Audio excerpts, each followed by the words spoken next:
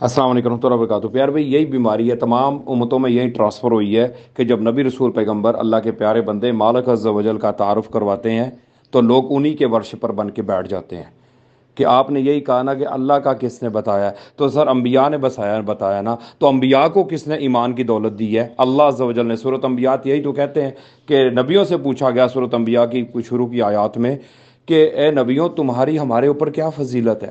तो अंबिया कहते हैं लोगों से कि हमारी तुम्हारे ऊपर सिर्फ इतनी फजीलत है कि अल्लाह अज़्ज़ व जल हम पर नबूवत का एहसान करता है, यानी रसालत का, रसूल बनाया, नबी बनाया। ये एहसान किया है अल्लाह सुब्हानहू व तआला अज़्ज़ व जल ने, और हमें नुमाइंदा बनाया है, रिप्रेजेंटेटिव बनाया है, मुखलस बंदा कर लिया, चुन लिया गया है हमें।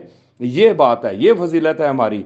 बाकी हम तुम्हें अल्लाह ही की तरफ बुलाते हैं, अपनी इबादत की तरफ नहीं बुलाते। तो यही बंदों की फिर बीमारी आती है कि वो अल्लाह के नबियों रसूलों पैगंबरों को ही मुश्किल कुशा, दाता दस्तगीर, कारसाज बना लेते हैं और उनको कादर कदीर समझ बैठते हैं। उन्हीं पे आस उम्मीद तवक्कुल भरोसा यकीन जोड़ लेते हैं। यही तो खुतबा सैयदना अबू बकर सदीक ने दिया था, नबी अलैहि सलाम की मैयत मुबारक पड़ी हुई थी कि मन काना याबुदु मोहम्मद फ़इन्ना मुहम्मदन कद मात व मन काना याबुदुल्लाह फ़इन्नल्लाह हय्युन ला यमूत। जो मोहम्मद सल्लल्लाहु अलैहि वसल्लम की इबादत करता है वो जान ले कि मोहम्मद सल्लल्लाहु अलैहि वसल्लम रुखसत हो चुके। जो अल्लाह की इबादत करता है वो जान ले कि अल्लाह हय्युन ला यमूत है, जिसको मौत नहीं आएगी वो जिंदा है।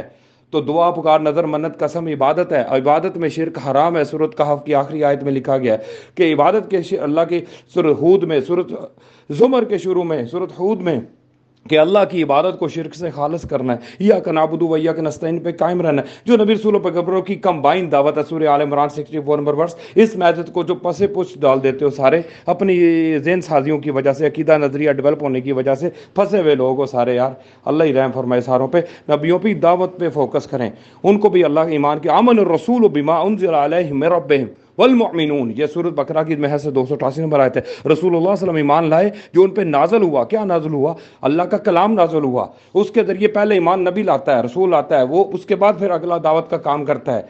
पहला ईमान की दौलत अल्लाह ताला नबी रसूलों पैगंबरों को देता है, फिर उनके जरिए उनकी उम्मतों को, उनके लोगों को, कबीलों को, जिनों में से जिनों में, इंसानों में से इंसानों में। सूरत अनाम की 131 नंबर आयत है कि हमने जिनों में किताबें रसूल भेजे और इंसानों में किताबें रसूल भेजे।